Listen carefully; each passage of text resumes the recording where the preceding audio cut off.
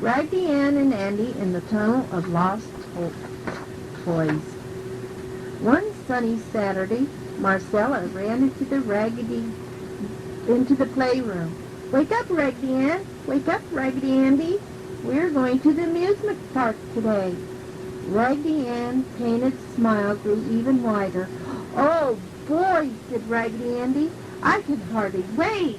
I want to go on the roller coaster 200 times. They went on many rides at the amusement park. Raggedy Ann liked the merry-go-round best of all. Andy liked the Ferris wheel better. It took them up very high, but it wasn't high enough for Andy. Late in the afternoon, Marcella said, "Well, Raggedy Ann and Andy, we have time for only one more ride. What shall it be?" Raggedy Andy opened his mouth to shout out, "The Hurricane Daredevil roller coaster, Marcella, that's what I want." Ann gave him a quick frown, and he stopped. After all, no one must know that dolls can talk, not even for a ride on the Hurricane Daredevil roller coaster. "The Tunnel of Fun," Marcella exclaimed. "I think we will do that." "Phooey," Andy muttered. "Little boats on a river? That's going to be boring. A brave, tough boy like me needs action." Raggedy Ann smiled to herself. She knew that the Tunnel of Fun would give Andy a big surprise. They settled themselves in a boat. Just as they entered the tunnel, spooky music began to play. Around the corner, an eerie light began to glow. Raggedy Andy mumbled, "I don't think very much of this ride so far. Wow!" He nearly fell off the seat in surprise. A purple witch came screaming out of the darkness. "Maybe this isn't so tame after all," he said. "But don't you worry, Annie. I'll take care of you and Marcella." The Raggedy's little boat passed many exciting scenes. Vampires and monsters, pirates and skeletons popped out from all directions. Even Andy's shoe-button eyes were very wide. "I got these." Monsters. The boat turned another corner. Raggedy Ann cried, "Ooh, I think I hear a waterfall ahead." Sure enough, there was a very steep slope of running water. Standing in a cave at the edge of the waterfall was the biggest, fiercest dragon they had ever seen. He had green scales sparkling with gold glitter. His orange eyes gleamed and he breathed blue flames over the water. "Look, Ann," Andy said. "If we go near him, we'll burn up." "Don't worry, Andy," she laughed. "His flames stop just as each little boat passes him. See, it's very safe."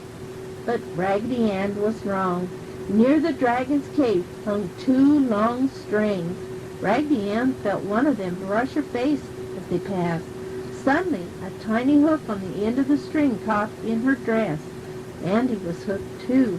Both of them were pulled up and left hanging in the air in front of the dragon. It happened so fast that Marcella did not even notice. She sailed away down the waterfall. "Poor Marcella," said Ann. "She will be very worried. I wonder who put these strings here." "I did," said the dragon. He unhooked them very carefully. "You are my prisoners," he growled. The dragon carried them into a room with a deep hole in the floor. The sides of the hole were much too steep to climb. Many other toys were in the hole. "You will stay here," he told Ann and Andy, and he put them into the pit. "Why are you doing this?" cried Raggedy Ann. "My job is to scare people," said the dragon. "Now your friend will be very scared for you." "That's not a right kind of scare," said Ann. "That's worried scare, not fun, surprise scared. People should be happy when they come here."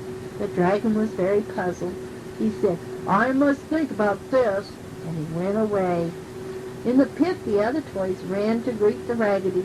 There was a pink octopus, a crying baby doll, a beautiful ballet dancer, a stuffed dog, a painted rocking horse, and a wonderful cowboy doll with spurs and a big hat. "My name is Cowboy Mike," said the doll. Who are you? I am Raggedy Ann. This is my brother Raggedy Andy, Ann said. You poor things. I wish I could think of a way to help us all. The wishing pebble in her cotton stuffing hair heard her wish and gave her an idea. I know, she cried. Andy is a very great boy. He is also very light. If he stands on the head of the rocking horse and we all jump on the tail, Andy will fly out of the pit. Yes, said the cowboy Mike, and he can carry my rope so that we can all climb out. Raggedy Andy was not very happy about this, but he bravely climbed onto the horse's head. Okay, jump, he said. All the dolls jumped very hard on the back of the horse. Andy sailed out of the hole. Andy lowered the rope. The ballerina climbed up first. The stuffed dog sat on her shoulders. Dancers are very strong, so she didn't mind at all. Then Raggedy Ann went up the rope. Cowboy Mike followed. At the top, Raggedy Ann looked down. Oh, dear, she said. The baby can't climb. What shall we do? The pink octopus waved one of his arms as if to say, Don't worry. Then he tied the end of the rope around the rocking horse. He put his long arm around the baby doll and carried her up the rope. Everyone cheered, but they did it very quietly so the dragon wouldn't hear. Then all the toys pulled on the rope together. The rocking horse came up too. They all ran to the door, but when they opened it, the dragon was waiting. He roared loudly and made terrible faces at them. You cannot leave, he shouted. I'll eat you. Raggedy Ann said, You can't fool us, Mr. Dragon. We think you're just lonely. That's why you're so mean. The dragon stopped jumping up and down. You are right, Raggedy Ann. I have been mean. But how can anyone like a scary dragon? That is very silly, she said. Everyone likes you. Besides, you cannot steal friends. Just then one of the little boats floated past them. Mother, there is the big dragon, a boy said. I like him best. You see, everyone who comes on the Tunnel of Fun ride is your friend, Raggedy Ann said.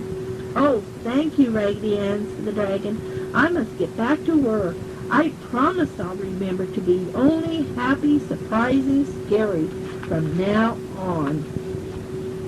Oh, Raggedy Ann, you